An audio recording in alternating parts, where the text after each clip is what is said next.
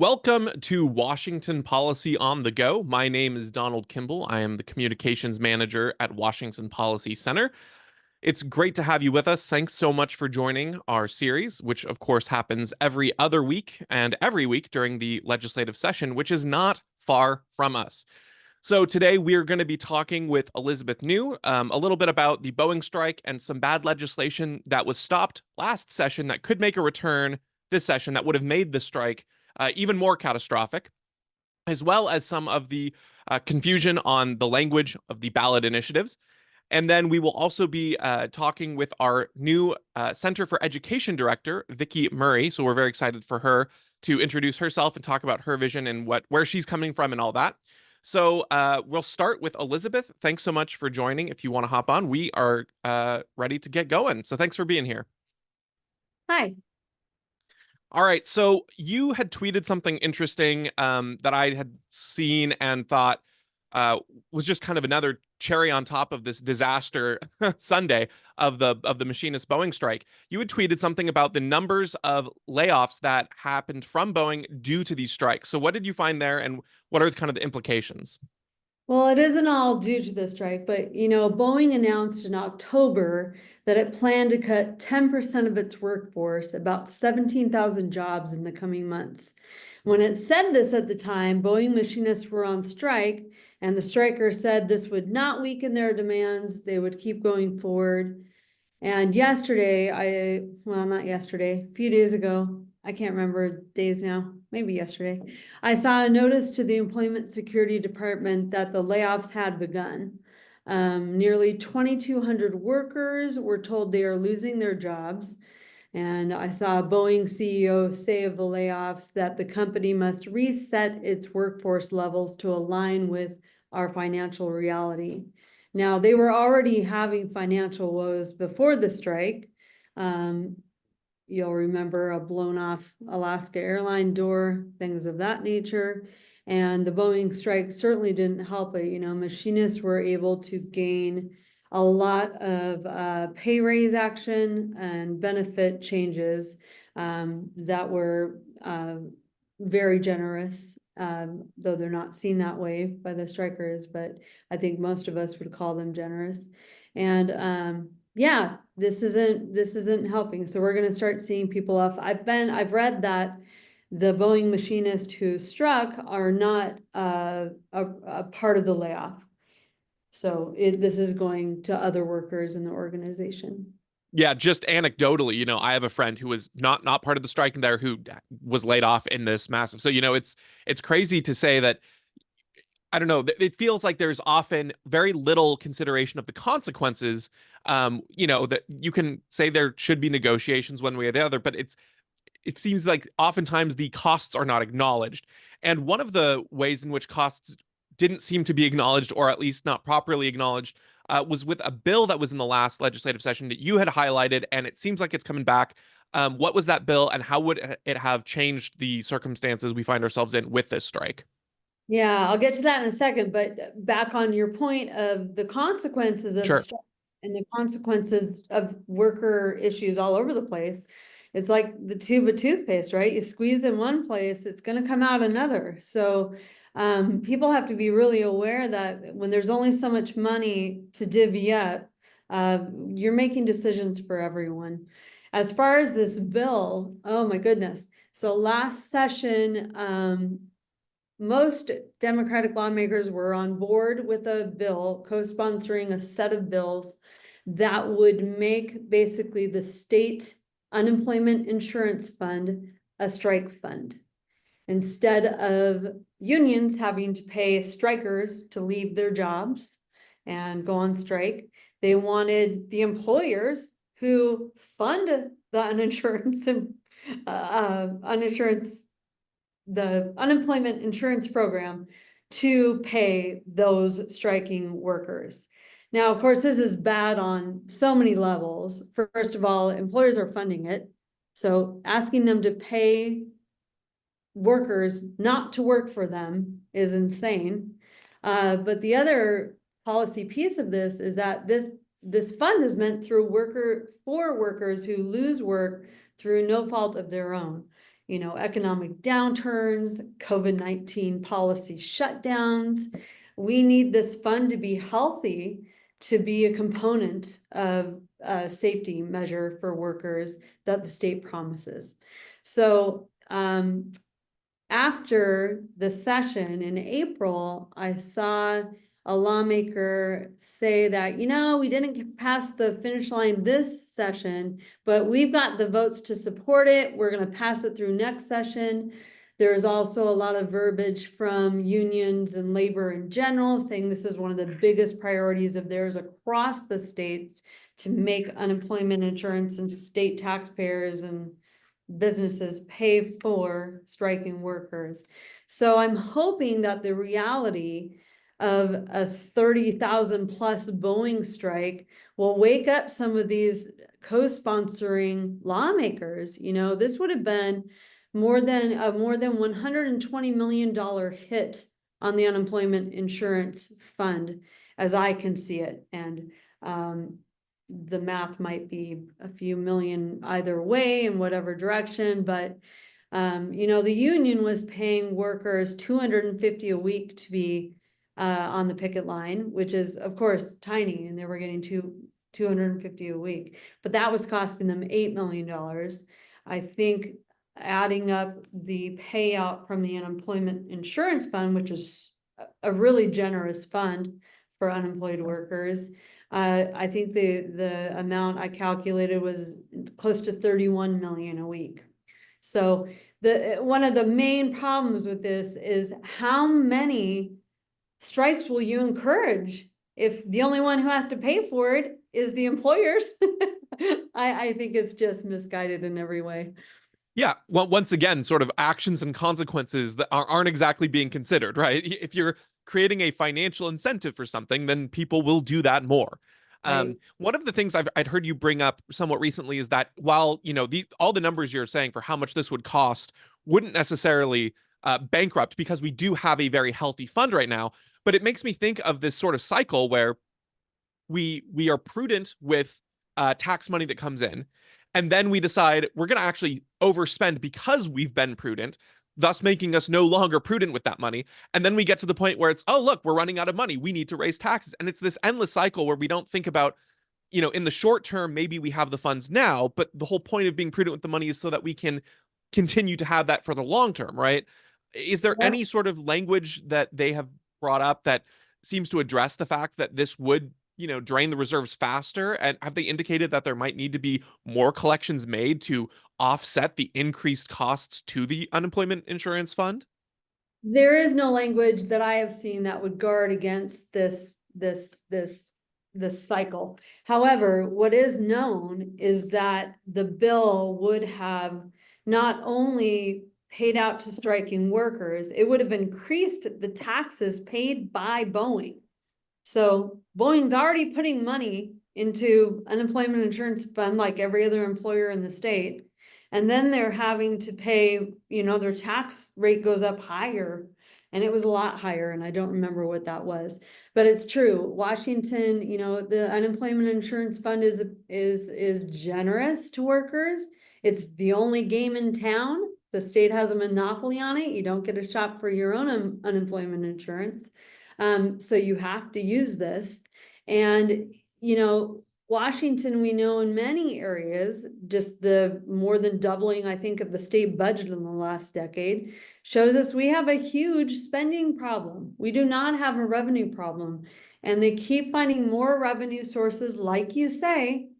They spend up to that amount, and then the new amount is up here when we get increases. It is a disaster for a taxpayer. Our property taxes already increased, and then they lift lids and they increase more. We have a huge spending problem that needs to be tackled. The observation I've made over the years, when I started getting ballots, not that long ago, I guess, but I guess it's been a little bit of time now. But I'd start getting these ballots, and it would say something like, we want to approve this tax or this levy, and don't worry, this is only a temporary tax. Don't, this is not in perpetuity. And then voters would approve it. And then the next cycle comes along and they're like, hey, do we want to renew this tax? Look, it's not a new tax. You're already paying it. What's the big deal? And then they'd vote for it again. Oh, it's not a new tax. And that's how they keep these things in perpetuity. And so the wording on these things matters. And I want to get to specifically wording on ballots in a second here. Just as a reminder, we do have the Q&A function, so if you have any specific questions, feel free to submit them in that Q&A box. I did see a question from Wendy asking, do we have the potential language for the UI bill?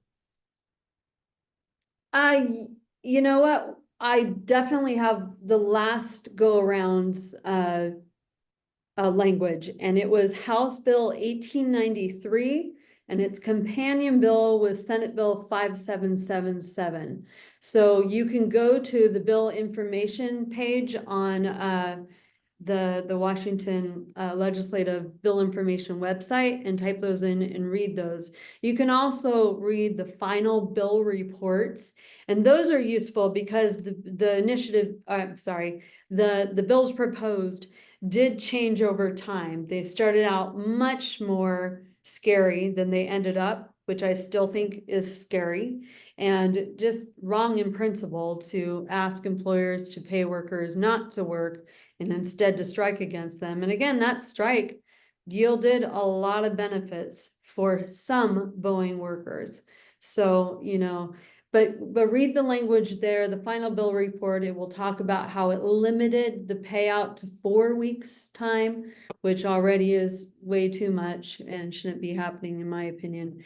But I have a feeling that that is how the bill will start out, where it will have a waiting period. It will only have 4 weeks, but this Boeing strike proved, this was a 2-month strike. So I think that it would be used. I think strikes would be more encouraged. And, workers in the state and their employers should not be paying people not to work. That's a different matter entirely than an unemployment insurance fund. Any other questions on that one before we?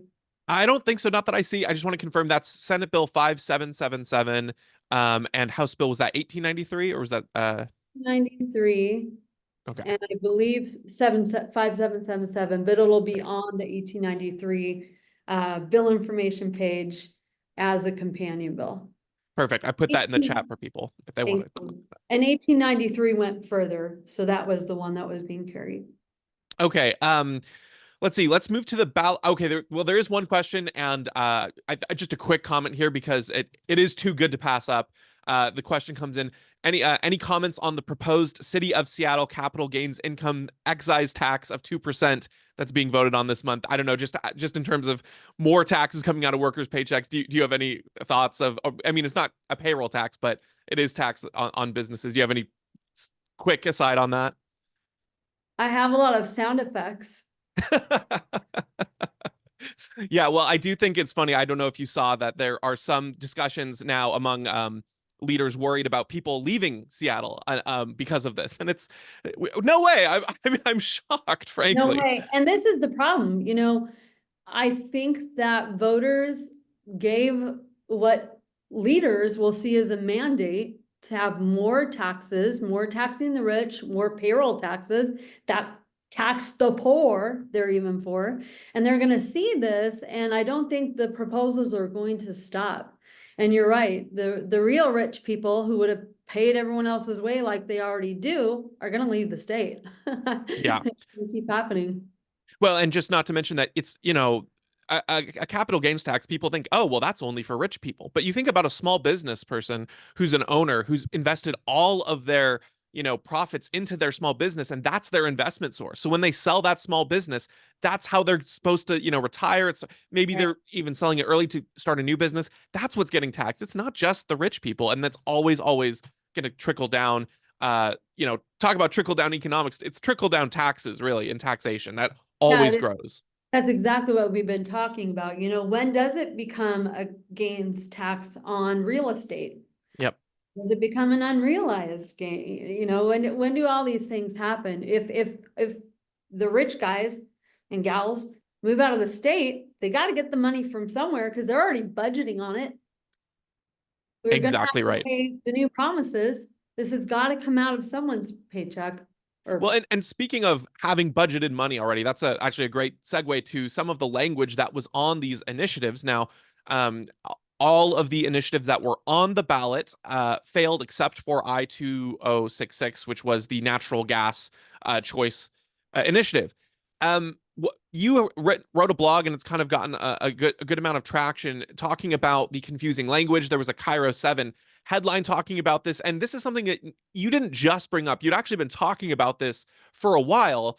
But now that all the votes are cast and everything is said and done, it seems now it's okay to talk about it. What do you make of that? What's your takeaway? What do you have to say? oh man, the ballot confusion, and I've mostly concentrated on Initiative 2124 because it impacts a program that I've followed since its birth, and it's long-term mess all along the way. The I-2124 would have made the payroll tax and the Walk Cares program optional. So instead of just asking voters, hey, should this program and payroll tax be optional? It didn't do that. It talked in a way, let me read it to you. It says initiative measure number 2124 concerns the state's long-term care insurance.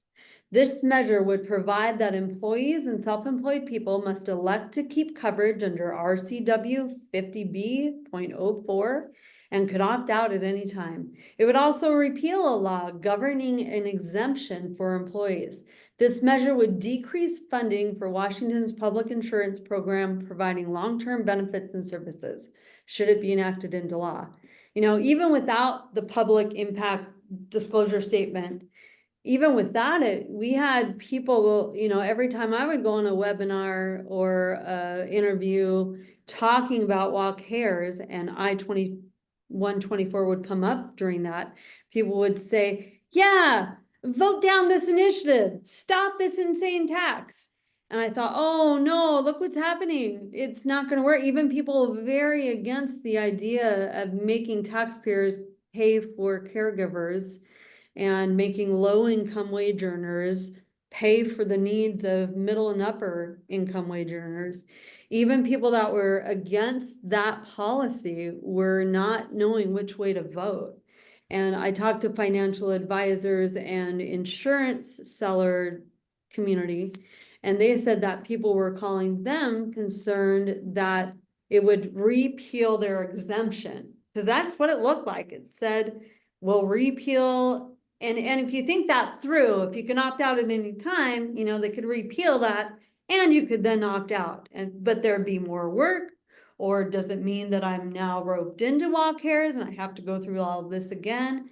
So, the ballot was very confusing, and the bottom line is that the ballot title and subject matter are up to the Attorney General, and he failed on this one. He should have given voters something they could understand. Instead, I think it was craftily worded, confusing, verbose, and we know, like that Cairo 7 article pointed out, or news segment pointed out, that when voters are confused or if they don't know what's being said and how it all works, they will vote no. And that's could be what happened. The initiative failed by 11 percentage points. The vote was 44% for, 55-ish percentage against.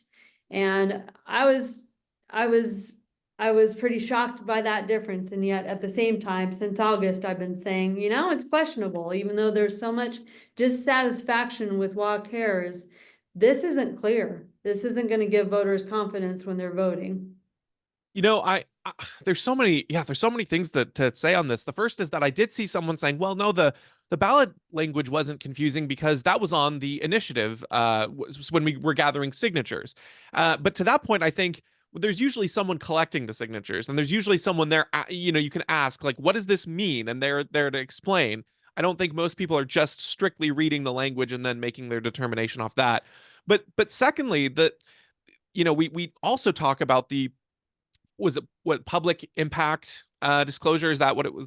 Something Yeah, like that? there's PIID, and I forget every single time. Yes. Yeah, but this ostensibly trying to inform voters of what this practically means. And just from my perspective on all of them, but included I-2124, it seems like they're literally just giving half of the argument, because half of the public impact might be, this fund gets less money, but the other half of that impact is workers keep that money. So how do they get away with that?